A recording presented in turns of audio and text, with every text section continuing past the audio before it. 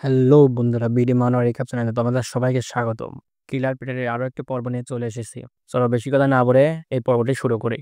এই পর্বের শুরুতে একটি চলন্ত গাড়ি দেখানো হয়, যার ভিতরে ওই 8 লেগ ম্যান আর ওই মেয়েটিকে দেখানো হয়েছে। আর ওই 8 লেগ ম্যান মেয়েটিকে বলছে, তুমি কি জানো পিটার কখনো কারো উপর দয়া দেখায়নি, কিন্তু কোনো কারণবশত সে তোমার সাথে অনেক ভালোভাবে ব্যবহার করছে। মনে হয় সে শীঘ্রই মারা যাবে, তাই মনে হয় সে তার শেষ সময় ভালোভাবে কাটাতে চেয়েছিল। কিন্তু কিছু পরে পিটারের ওয়ান্টেড স্ট্যাটাসকে পুরো পৃথিবীর সামনে ঘোষণা করা হবে, যার ফলে পৃথিবীর সকল প্রকার কিলাররা পিটারকে মারার জন্য তার পিছে ধাওয়া করবে। বন্ধুরা, আমরা দেখতে পাই যে ওই মেয়েটিকে হয়তোবা ওই লোকেরা অনেক মেরেছে, যার ফলে মেয়েটির মুখে অনেক আঘাত রয়েছে। এখান থেকে সিন পরিবর্তন হয়ে আমাদের একটি মেট্রো স্টেশন দেখানো হয়, যেখানে কয়েকজন মানুষ একজন মানুষের দিকে অবাকভাবে তাকিয়ে রয়েছে। আর আমরা দেখতে পাই যে ওই ব্যক্তিরা আর কারোর দিকে না, আমাদের পিটারের দিকে তাকিয়ে রয়েছে, কারণ আমাদের পিটার তার শার্ট সবার সামনে খুলে ফেলেছে।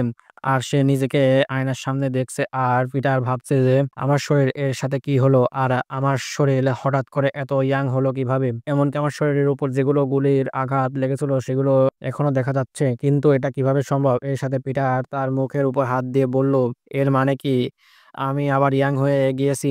এরপর আমরা দেখতে পাই যে পিটার ওই জায়গা থেকে বের হয়ে আসে, আর সে দেখতে পেল যে তার ওখানে একটা পোস্টার রয়েছে, যেখানে যে ব্যক্তি তাকে জীবন্ত অথবা মৃত অবস্থায় আনতে পারবে তাকে $7.6 বিলিয়ন পুরস্কার দেওয়া হবে, যার বাংলাদেশের টাকায় হবে 760 কোটি টাকা পুরস্কার দেওয়া হবে। আর আমরা দেখতে পাই যে ওখানে অনেক মানুষ পিটারকে খোঁজ করছে, কিন্তু পিটার তার ইয়াং ভার্সনে ফিরে এসেছে, তাই কেউ তাকে খুঁজে পাচ্ছে না। এই সাথে পিটার ভাবছে, আমার এখান থেকে বেরিয়ে যাওয়া উচিত। এর সাথে আমার জামা কাপড় পাল্টাতে হবে, কারণ এই শরীরের সাথে এগুলো ফিট হচ্ছে না। এর সাথে পিটার ওখানে দুজন লোককে দেখতে পেল, যারা ওখানে ধূমপান করছিল। আর পিটার ওদের কাছে গিয়ে বলল, স্যার, এখানে ধূমপান করা নিষেধ, আপনি কি এটা জানেন না? এটা শোনার পর ওই দুজন লোক অনেক রেগে গিয়ে পিটারকে বলছে, তুই কি আমাদের এসব বলার? বেশি কথা বলিস না, না হলে আমরা তোকে অনেক মারবো। আর আমরা দেখতে পাই যে পিটার এদের কথা শুনে ওখান থেকে চলে যায়, যেটা থেকে ওই মোটা ব্যক্তিটি বলল, আমি মনে করেছিলাম এই সেটি আমাদের সাথে লড়াই করবে, কিন্তু সে তো দেখি অনেক ভীতু। এখান থেকে আমরা দেখতে পাই যে পিটার দরজার কাছে গিয়ে সেটি লক করলো, আর সে ওই লোকেদের কাছে আবার ফিরে আসলো। আর এটা দেখে ওই মোটা ব্যক্তিটি বলল, তুই কি পাগল হয়ে গেছিস? তুই কি সত্যি আমাদের সাথে লড়াই করতে চাস?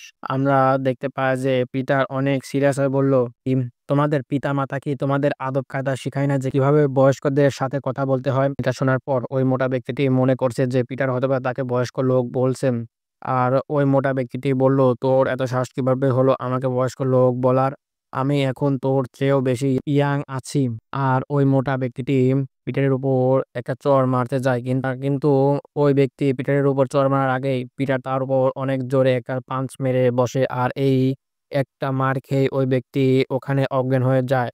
আর এটা দেখে দেখে ওর সঙ্গী ওর কাছে থেকে একটা চাকু বের করে নেয়। ওর উপর এত সাহস কিভাবে হলো আমাদের উপর অ্যাটাক করতে? এটা বলে সেই ব্যক্তি পিটারের উপর আক্রমণ করতে চলে যায়, কিন্তু পিটার অনেক সহজে ওই ব্যক্তিটির হাত থেকে তার চাকু নিয়ে নেয় আর তার গলার উপর অনেক জোরে আঘাত করে, যার ফলে ওই ব্যক্তিটির অনেক ব্যথা হচ্ছিল। এর সাথে সেই ব্যক্তিটি বলছিল, আসলে তুই কে, আর কেনই বা আমাদের মারছিস এরকম ভাবে? এটা শোনার পর পিটার ওই ব্যক্তির কাঁধের উপর হাত দিয়ে বলল, তুই যদি আমার ব্যাপারে জানতে চাস তাহলে তোর আগে মরতে হবে। তুই কি এটার জন্য প্রস্তুত? এটা শোনার পর ওই ব্যক্তির অনেক ভয় পেয়ে গেল।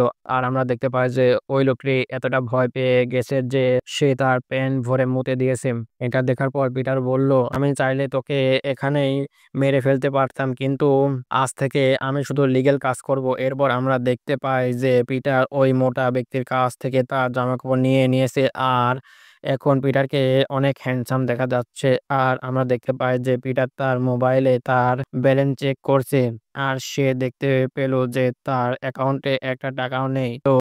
আর সে বলতেছিল, আমার $7.6 বিলিয়ন কোথায় চলে গেল, আর ওরা কি আমার টাকাগুলো চুরি করে নিয়েছে? এখান থেকে দৃশ্য পরিবর্তন হয়ে দুজন স্টুডেন্টকে দেখানো হলো, যারা কথা বলছে, আমি গ্লোরি ক্লাব স্কুলে ভর্তি হতে চাই। তোমার কি মনে হয় আমি যদি গ্লোরি ক্লাব স্কুলে ভর্তি হতে পারি তাহলে আমার ভবিষ্যৎ কেমন হবে? এটা শোনার পর অন্য একজন স্টুডেন্ট বলল, তুমি যদি সেখানে চান্স পাও তাহলে তোমার ভবিষ্যৎ অনেক ভালো হবে।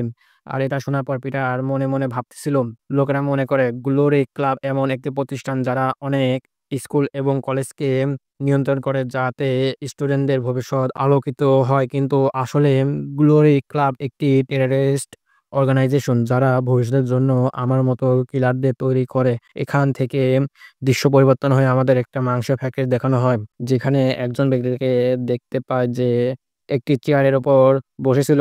আর ওই ব্যক্তিটি বলতেছিল, "তুই কি সত্যি একাই এসেছিস? তোর কি মনে হয় না এটা তোর জীবনের সবচেয়ে বড় ভুল?" আর আমরা দেখতে পাই এই ব্যক্তিটি যার সাথে কথা বলছে সে আর কেউ না, ওই 8 লেগ ম্যান। আর সে বলতেছিল, "তুই কোনো গিটার না যে তোর জন্য অনেক অ্যাসাসিয়ানদের দরকার। তোর জন্য আমি একাই যথেষ্ট।" এটা শোনার পর ওই চেয়ারের উপর বসে থাকা ব্যক্তিটি হেসে বলল, "তুই কি জানিস আমি আমার গার্ডদের আমার সাথে সবসময় রাখি, যারা তোর মতো মানুষদের কাছ থেকে আমাকে সবসময় রক্ষা করে।" আর আমরা দেখতে পাই যে ওই 8 লেগ ম্যান এর চারপাশে অনেক লোক অস্ত্র নিয়ে দাঁড়ায়। আর ওরা অনেক দ্রুত ওই 8 লেগ ম্যান এর উপর আক্রমণ করতে চলে যায়। আর আমরা দেখতে পাই যে ওই চেয়ারের উপর বসে থাকা ব্যক্তিটি কোনো কারণবশত অনেক ভয় পেয়ে যায়। আর আমরা দেখতে পাই যে ওই 8 লেগ ম্যান ওই ব্যক্তিটির দিকে তাকিয়ে হেসে বলল, "তুই কি ভুলে গেছিস কেন আমাকে 8 লেগ ম্যান বলা হয়?" আর আমরা দেখতে পাই যে ওই 8 লেগ ম্যান এই কথাটি তার মাথাটা পিছনের দিকে ঘুরিয়ে বলতেছিল। এখান থেকে আমরা বুঝতে পারি যে এই ব্যক্তিটির শরীর অনেক ফ্লেক্সিবল। এই ব্যক্তি যেরকম চায় তার শরীর সেরকম সে বাঁকাতে পারে। ঠিক একটা অক্টোপাসের মতো। আর আমরা দেখতে পাই যে ওই 8 লেগ ম্যান ওই ব্যক্তিটির কাছে অনেক দ্রুত চলে যায়।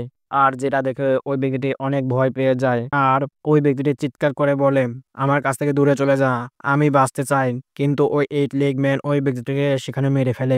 এখান থেকে দৃশ্য পরিবর্তন হয়ে ওই 8 লেগ ম্যান এর হাইড আউট এর জায়গা দেখানো হয়। আর আমরা দেখতে পাই যে ওই 8 লেগ ম্যান ওই মেয়েটির সাথে কথা বলতেছেন। আর ওই মেয়েটি বলতেছে, "কেউ যেন আপনার ২ জন অ্যাসাসিয়ানকে কিল করেছে।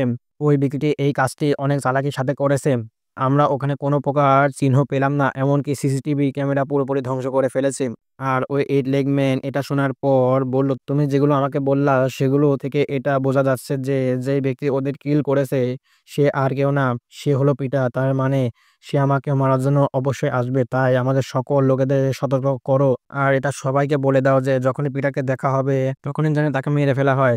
এছাড়াও তার উপর গুলি করা হয়েছিল সেজন্য ও এখন অনেক দুর্বল অবস্থায় রয়েছে।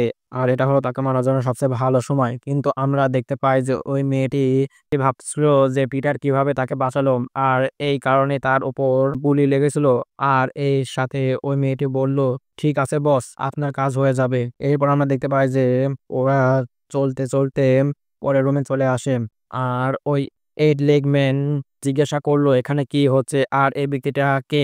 আর ওখানে উপস্থিত থাকা ওয়েটার বলল, "স্যার, আমি কিছু জানি না। এই ব্যক্তি হঠাৎ করে এখানে এসে খাওয়া শুরু করল। আমি ওনাকে দাঁড়ানোর চেষ্টা করলাম। কিন্তু সে আমার কথা শুনল না। সে বলল তার নাকি আপনার সাথে একটা গুরুত্বপূর্ণ মিটিং আছে। সেজন্য এই ব্যক্তি এখানে এসেছে।" আর আমরা দেখতে পাই যে এই ব্যক্তিটি আর কেউ না, আমাদের পিতা। এরপর কি হবে সেটা জানার জন্য অবশ্যই আমাদের চ্যানেলের পাশে থাকুন।